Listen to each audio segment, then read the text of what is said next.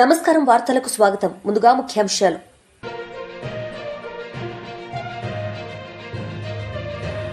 NDA కూటమి super 6 సభ super hit. సభలో ప్రసంగించిన ముఖ్య నేతలు.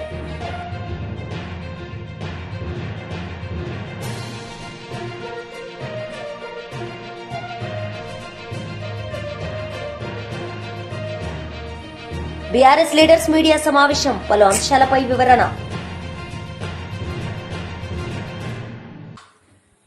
ఎన్డీఏ కూటమి సూపర్ 6 సభ సూపర్ హిట్ అయింది. ఈ సభలో పలువురు ముఖ్య నేతలు మాట్లాడారు. అలాగే శాంతి భద్రతల పరిరక్షణ వ్యవహారంలో భేదాలు చూడకుండా ముందుకు వెళ్తామని శాసనసభ సాక్షిగా గౌరవ ముఖ్యమంత్రి శ్రీ నారా చంద్రబాబు నాయుడు గారు స్పష్టం చేశాం. నేను అదే మాట చెప్పాను. ఆ మాట కట్టుబడే ముందుకు వెళ్తున్నాం. శాంతి భద్రతలు ఎలాంటి ఆటంకం కలగకుండా ఉన్నప్పుడే రాష్ట్రంలో పెట్టుబడులు, పరిశ్రమలు వచ్చి యువతకి ఉపాధి, ఉద్యోగ అవకాశాలు లభిస్తాయి. ముఖ్యంగా మన రాయలసీమ యువతకి మీరు ఉపాధి అవకాశాలకు వేరే రాష్ట్రాలకు వెళ్లకుండా మన అనంతపురంలో, మన కర్నూలు, మన కడప, మన చిత్తూరు జిల్లాల్లో మొత్తం ఉపాధి అవకాశం పక్క రాష్ట్రాల నుంచి మనకు వచ్చేలాగా పారిశ్రామికరణ జరగాల దిశగా గౌరవ ముఖ్యమంత్రి నారా చంద్రబాబు నాయుడు గారు ఆధ్వర్యంలో, ఆయన నాయకత్వంలో ముందుకు తీసుకెళ్తున్నాం. కూటమి ప్రభుత్వం ప్రతి అడుగులోని త్రికరణ శుద్ధితో పనిచేస్తుంది. గౌరవ ప్రధానమంత్రి శ్రీ నరేంద్ర మోదీ గారి వికసిత్ భారత్ విజన్ దిశగా గౌరవ ముఖ్యమంత్రి శ్రీ నారా చంద్రబాబు నాయుడు గారి నాయకత్వంలోని కూటమి ప్రభుత్వం ముందుకు సాగుతూ 2047 నాటికి ఆంధ్రప్రదేశ్ ని దేశంలో నెంబర్ 1 రాష్ట్రంగా తీర్చిదిద్దుతామని మీ అందరికీ తెలియజేసుకుంటూ జై భారత్, జై హింద్. లక్షల మందికి ఒకేసారి 10,000 రూపాయలు ఇచ్చిన ఘనత కూటమి ప్రభుత్వాలదని మరొకసారి విజ్ఞప్తి చేస్తున్నా. నా కళ్ళతో చూశాను. ఒక తల్లి వచ్చి నాకు 7 మంది పిల్లలున్నారు, 7 మందికి 10,000, 15,000 ఇచ్చారంటే దానికంటే సంతోషం ఏముంటుంది తమ్ముళ్ళు? మీరే చెప్పమని అడుగుతున్నా. తల్లికి వందనం ఏంటి తమ్ముళ్ళు? సూపర్ హిట్ అవునా కాదా? తల్లికి వందనం చెప్పండి. ఆ తల్లికి వందనం సూపర్ హిట్ అని చెప్పాలి. తల్లికి వందనం, తల్లికి వందనం, తల్లికి వందనం. తమ్ముళ్ళు, స్త్రీ శక్తి నాడు చెప్పా, బాబే మీ బస్సుకు డ్రైవర్ అన్నాను. చెప్పినట్టుగానే ఆర్టీసీ బస్సుల్లో మహిళలకు ఉచిత ప్రయాణ సౌకర్యం కల్పించాం. ఆడబిడ్డల సంతోషమే నా సంతోషం. ఉపాధి, వైద్యం, కాలేజీ, ఆలయం, ఏ పనికైనా ఎక్కడైనా నా ఆడబిడ్డలు దర్జాగా వెళ్లొచ్చు. రాష్ట్రం మొత్తం తిరిగే స్వేచ్ఛ మీకు ఇచ్చారని మరొకసారి విజ్ఞప్తి చేస్తున్నా. మీకు ఆర్థిక వెసులుబాటు వస్తుంది, మీ గౌరవాన్ని పెంచుతుంది. ఇప్పటి వరకు 5 కోట్ల మంది ఫ్రీ బస్ ఎక్కారు. 200 కోట్ల రూపాయలు ఆదాయ పరిస్థితి వచ్చింది. ఫ్రీ బస్ జెట్ స్పీడ్ తో దూసుకుపోతా ఉంది. అందుకే స్త్రీ శక్తి సూపర్ హిట్ అని చెప్పాలి. స్త్రీ శక్తి, స్త్రీ శక్తి. తమిళు అన్నదాత సుఖీభవ, పిఎం కిసాన్. రైతు బాగుంటేనే సమాజం బాగుంటుంది. ఎన్డీఏ కూటమికి రైతే రాజు. మనకు అన్నం పెట్టేది అన్నదాత. రైతన్నకు అండగా ఉండేందుకు అన్నదాత సుఖీభవ తెచ్చాం. కేంద్రంతో కలిసి 3 విడతల్లో 20,000 ఇస్తాన్నాం. తొలి విడతగా 7,000 ఇచ్చాం. 47 లక్షల మంది రైతులకి 3,173 కోట్లు జమ చేశాం. అడుగుతున్నా, అనంతపురంలో నీళ్లు వచ్చాయా లేదా అని అడుగుతున్నా. నీళ్లు ఇచ్చాం, మైక్రో న్యూట్రియంట్స్ ఇచ్చాం. 50% డ్రిప్ ఇరిగేషన్ సబ్సిడీ ఇచ్చాం. ఇంకో పక్క ఎక్కడైనా గిట్టుబాటు ధర రాకపోతే మార్కెట్ ఇంటర్వెన్షన్ చేశాం. అదే మాదిరిగా యూరియా గాని ఫెర్టిలైజర్స్ గాని ఒకటి హామీ ఇస్తున్నా. ఏ రైతుకు యూరియా కొరత రానికుండా చేసే బాధ్యత నేను తీసుకుంటానని మీ అందరికీ హామీ ఇస్తున్నాను. రైతులను కోరుతున్నా, మీరు కూడా ఎంత యూరియా కావాలనో అంతే వాడండి. అప్పుడు మనకి ఇబ్బందులుండవు. కేంద్రం మొన్నైతే నేను ఫోన్ తాడేపల్లిలో వైఎస్ఆర్సీపీ అధ్యక్షులు వైఎస్ జగన్ మీడియా సమావేశం నిర్వహించారు. ఈ సందర్భంగా పలు అంశాలపై ఆయన మాట్లాడారు. అన్యాయమైన అడుగులు ఏదైతే వేస్తా ఉన్నాడో, రాష్ట్రానికి తీరని నష్టం చేకూర్చే అడుగులు ఏదైతే వేస్తా ఉన్నాడో వాటికి సంబంధించిన రెండో టాపిక్. మూడో టాపిక్ అంటే ఇంకా ఇవాళ అనంతపురం ఆయన పోతా ఉన్నాడు కదా, సూపర్ 6 సూపర్ 7 ఆల్రెడీ చేసేసాము, ఆల్రెడీ సూపర్ హిట్ అని అంటూ ఏ రకంగా ప్రజలను తన అబద్ధాలతో మోసాలతో ఏ రకంగా తాను ప్రజలకు అన్యాయం చేస్తూ ఉన్నాడు అన్న దాని మీద మూడో అంశం. సో బై అండ్ లార్జ్ ఈ మూడు అంశాల మీద ఈరోజు మీ అందరి ద్వారా ఇటువైపున నాణ్యానికి ఇటువైపున ఉన్న స్టోరీలు ఇటువైపున ఉన్న అంశాలను కూడా తెలియజేసే కార్యక్రమం చేస్తాం. రాష్ట్రంలో ఇటీవల కొన్ని పరిణామాలు చూస్తూ ఉంటే రాష్ట్రంలో అసలు ప్రభుత్వం ఉందా అన్న సందేహాలు ఎవరికైనా కూడా కలుగుతాయి. కామన్ మ్యాన్ పరంగా ఆలోచన చేస్తే, సామాన్యుడి పరంగా ఆలోచన చేస్తే. ఎందుకనంటే రాష్ట్రం అన్నది, గవర్నమెంట్ అన్నది చేయాల్సిన రొటీన్ కార్యక్రమాలు, చేయాల్సిన రొటీన్ బాధ్యతలు, maintenance of law and order ఇవాళ లేదు. ప్రజాస్వామ్యయుతంగా గొంతు విప్పే పరిస్థితి ఈరోజు లేదు. రెడ్ బుక్ రాజ్యాంగం అని అంటా ఉన్నారు. ప్రజాస్వామ్యయుతంగా గొంతు విప్పితే ఆ గొంతును నలిపేస్తాం. ప్రజలకు అభివృద్ధి లేదు, ప్రజలకు సంక్షేమం లేదు, ఎందుకు లేదు. ఎకానమీ పరిస్థితి చూస్తే తిరోగమనం.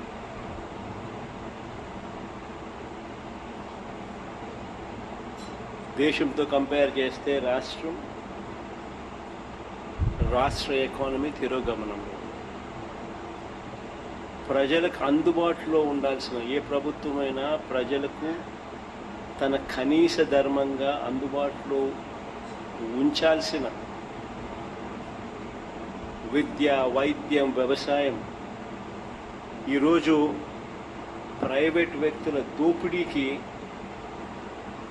ఈరోజు మన కళ్ళ ఎదుటే గురవుతాం. ఇవన్నీ ఒక రాష్ట్ర ప్రభుత్వం కనీస బాధ్యతలు. కానీ అన్ఫార్చునేట్గా కనీస బాధ్యతలు కూడా ఈరోజు రాష్ట్ర ప్రభుత్వంలో కనపడని పరిస్థితి. అందుకని అడుగుతా ఉన్నాం, అసలు ఈ రాష్ట్రంలో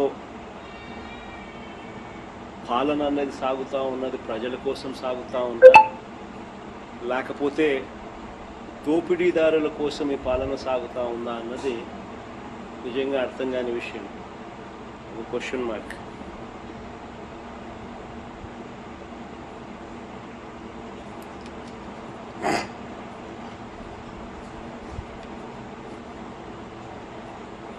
మొదటి టాపిక్ లేఖకు వెళ్తే, రైతులకు అందాల్సిన ఎరువులు బ్లాక్ మార్కెట్ చేస్తూ ఈరోజు స్కాములు కనిపిస్తా ఉన్నాయి.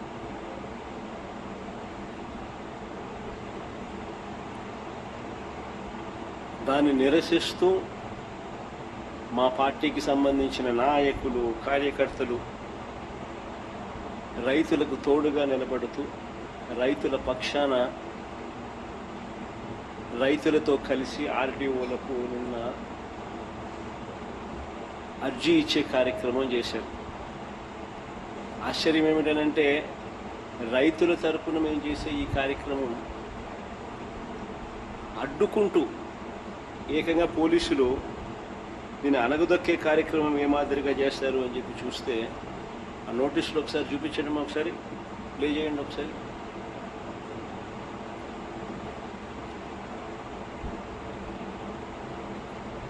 ఆ నోటీసులు ఒకసారి చూస్తే రైతు నాయకులు, మా నాయకులు, కార్యకర్తలు ఇళ్లకు అర్ధరాత్రి పోలీసులను పంపి ఇంట్లో బెదిరించి ర్యాలీలకు వస్తే కేసులు పెడతామని చెప్పి ఏకంగా నోటీసులు ఇచ్చారు.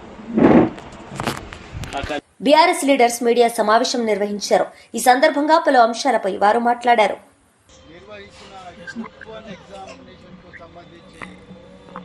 మత సామరస్యానికి ప్రతీకగా మన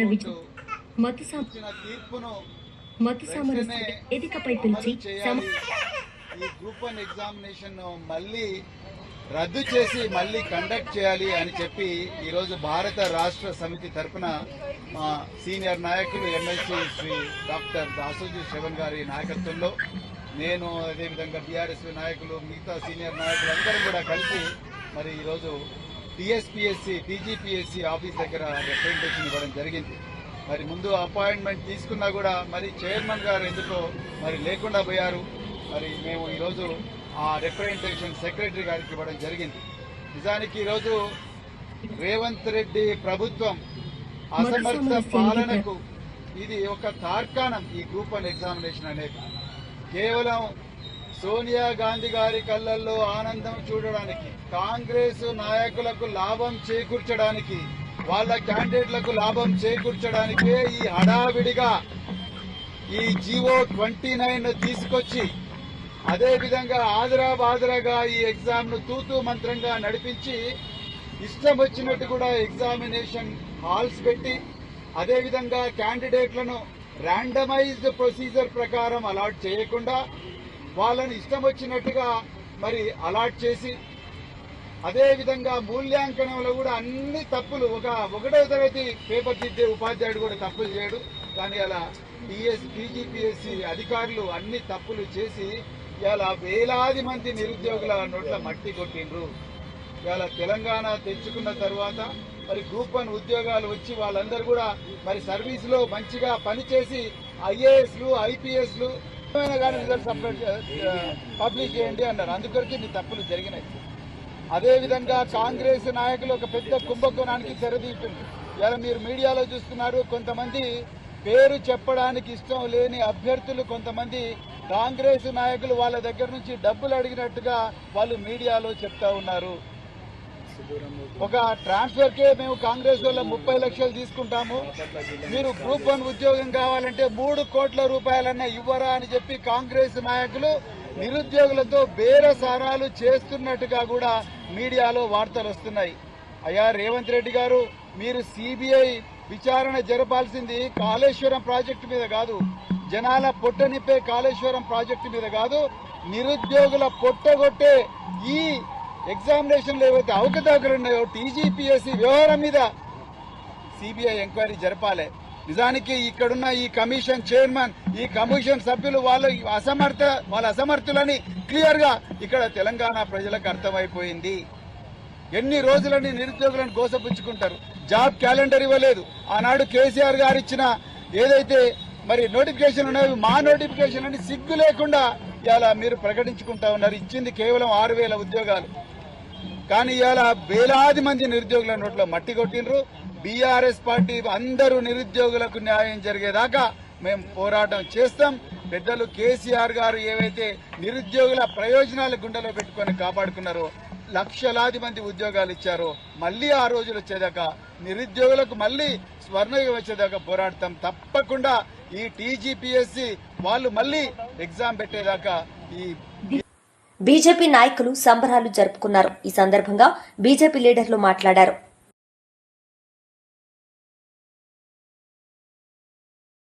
రాష్ట్రపతి ఎన్నికలలో ముఖ్యంగా సంతోషకరమైన విషయం ఏంటంటే ఈరోజు భారతదేశంలో భారతీయ జనతా పార్టీకి అధికారంలోకి వచ్చినాక నరేంద్ర మోడీ గారి నాయకత్వంలో దేశంలో బీసీలకు అత్యధిక ప్రాధాన్యత బీసీ ఎస్సీలకు ఇచ్చి అనేక ముఖ్యమైన పదవులలో ఈ సమాజంలో ఎక్కువ శాతం ఉన్న వెనుకబడిన తరగతి వారిని ప్రోత్సహిస్తుంది బీజేపీ పార్టీ.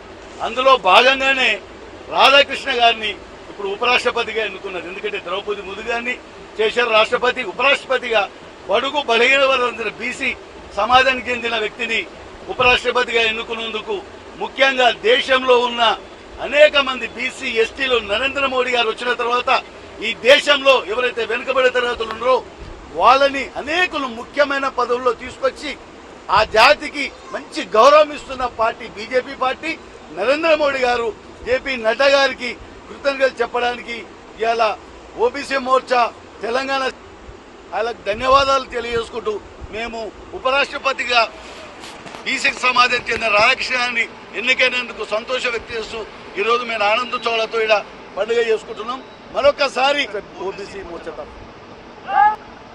ప్రపంచంలోనే అతిపెద్ద ప్రజాస్వామ్య దేశం భారతదేశం. భారతదేశంలో ఉన్నటువంటి అన్ని వర్గాలకు సముచిత న్యాయం జరిగే విధంగా భారతీయ జనతా పార్టీ అధికారంలోకి వచ్చిన తర్వాత సామాజిక న్యాయం, రాజకీయ న్యాయం, ఆర్థిక న్యాయం జరగాలనే ఆలోచనతోనైతే పార్టీ ఆవిర్భవించిందో అందులో భాగంగానే ఈరోజు రాధాకృష్ణన్ గారి యొక్క ఎన్నిక జరిగింది. రాధాకృష్ణన్ గారికి వ్యతిరేకంగా నిలబడ్డటువంటి పార్టీలు ఏవైతే ఉన్నాయో అవన్నీ కూడా ఈ యొక్క పోరాటం, ఈ యొక్క ఎన్నిక సైద్ధాంతిక పరమైనదని చెప్పినారో ఈరోజు రాధాకృష్ణన్ గారి యొక్క గెలుపు జాతీయవాద గెలుపుగా మనం చెప్పుకోవచ్చు. అదేవిధంగా ఈ భారతీయ జనతా పార్టీ కేంద్రంలో అధికారంకి వచ్చిన తర్వాత బీసీ వెనుకబడిన తరగతులకు, ఎస్సీ ఎస్టీ వెనుకబడినటువంటి అందరికీ కూడా రాజకీయంగా లాభం జరిగే విధంగానే పార్టీ పనిచేస్తూ ఉంది. అదేవిధంగా కేంద్రంలో ఉన్నటువంటి క్యాబినెట్లో కానివ్వండి, ఎక్కడైతే ఉన్నటువంటి నామినేటెడ్ పోస్టులో కానివ్వండి, చట్టాన్ని చేతిలోకి తీసుకుని రాష్ట్రంలో శాంతి భద్రతలకు విఘాతం కలిగిస్తున్న వైసీపీ నేతలని పోలిట్ బ్యూరో సభ్యులు వర్ల రామయ్య మండిపడ్డారు. ఈ సందర్భంగా ఆయన మీడియా సమావేశంలో మాట్లాడారు. అవినీతి సొమ్మును దాచుకోవటం కోసం,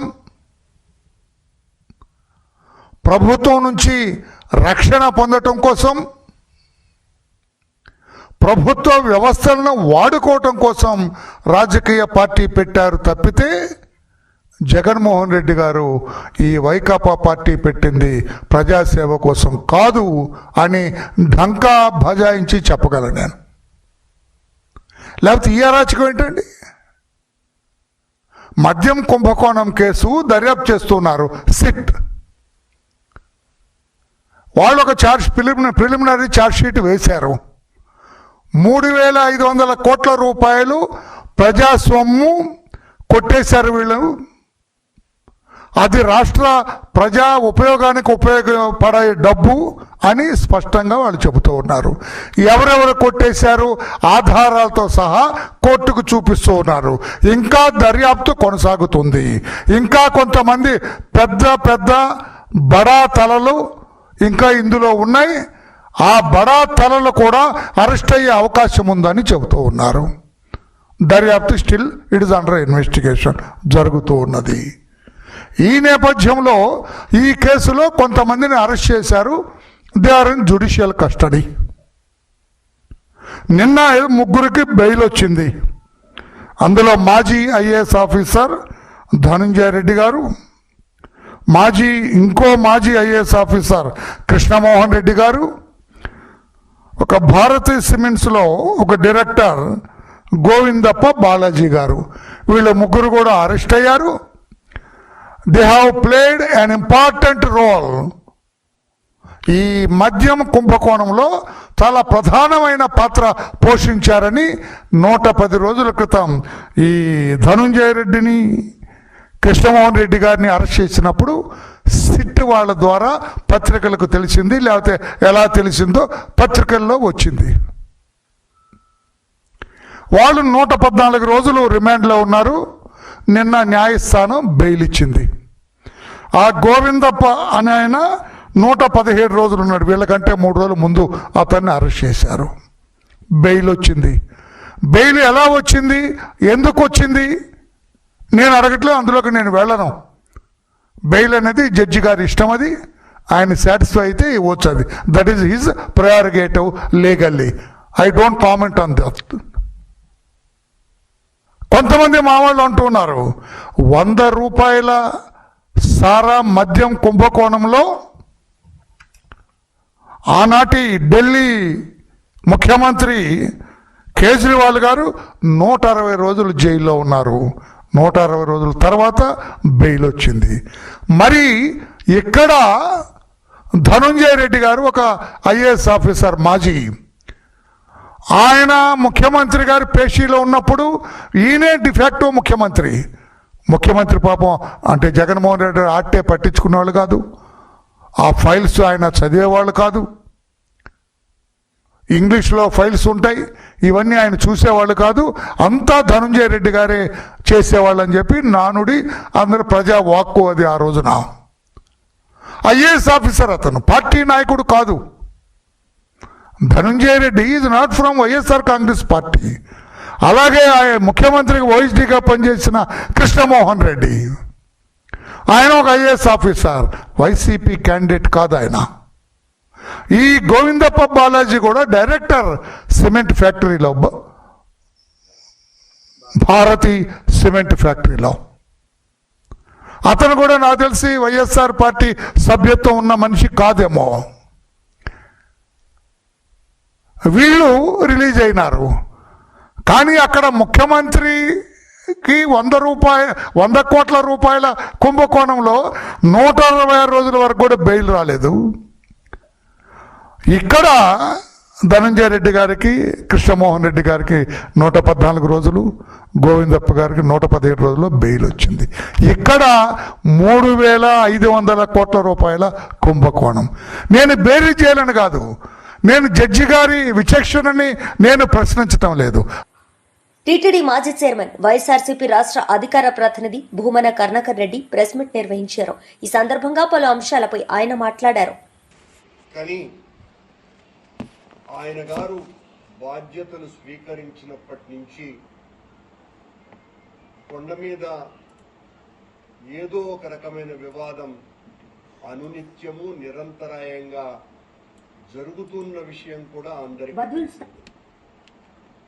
ప్రశ్నించేటువంటి మా మీద ఆయన హైందవ ద్రోహులుగా ముద్రించటము పరిపాటైపోయింది. దివ్యాంగులందరూ ఉచిత వైద్య శిబిరంను సద్వినియోగం చేసుకోండి.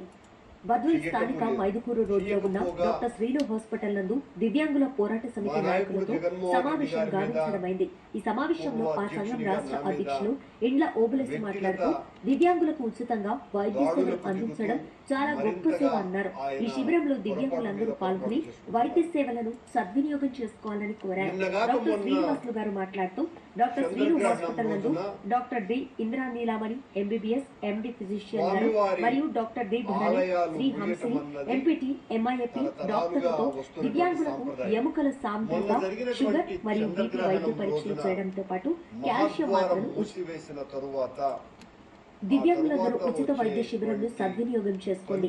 డాక్టర్ శ్రీను హాస్పిటల్ నందు 12/9/2025 తేదీ శుక్రవారం ఉదయం 10 గంటల నుండి సాయంత్రం 4 గంటల వరకు దివ్యాంగుల ఉచిత వైద్య శిబిరం ఉంటుందని, దివ్యాంగులు సద్వినియోగం చేసుకోవాలని తెలిపారు.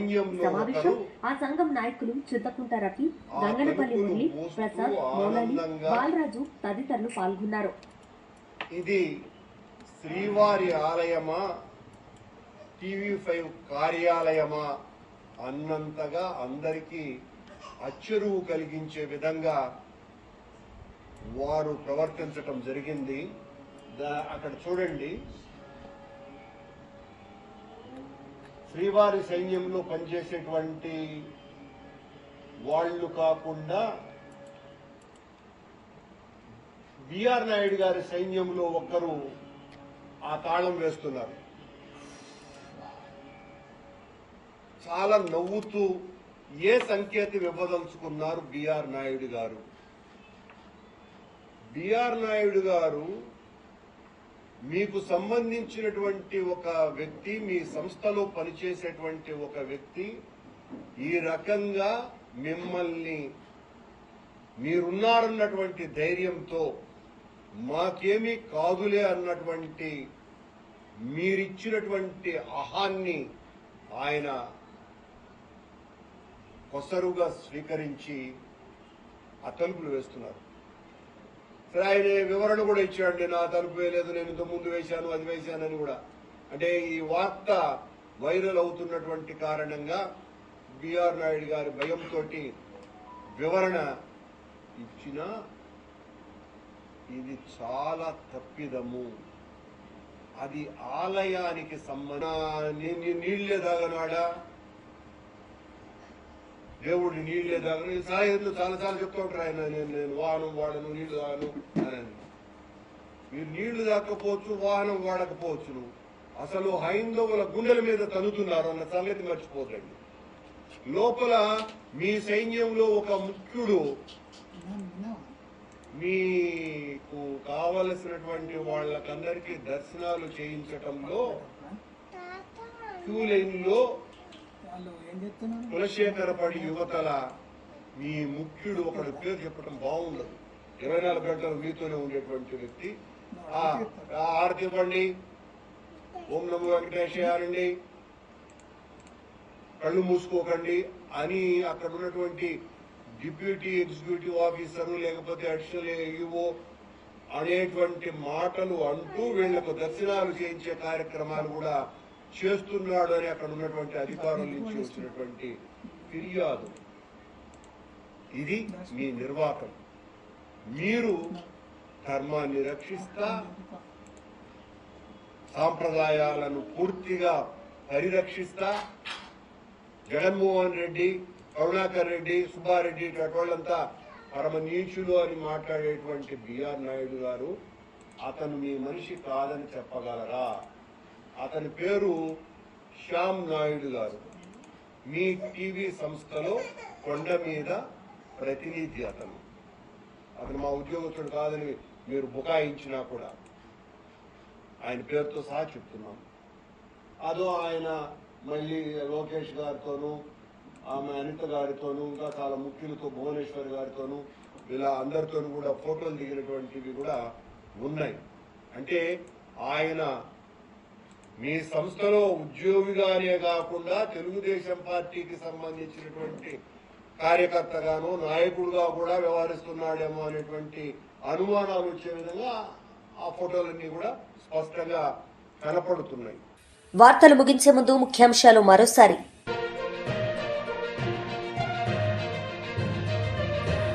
ఎన్డీఏ కూటమి సూపర్ 6 సభ సూపర్ హిట్. సభలో ప్రసంగించిన ముఖ్య నేతలు.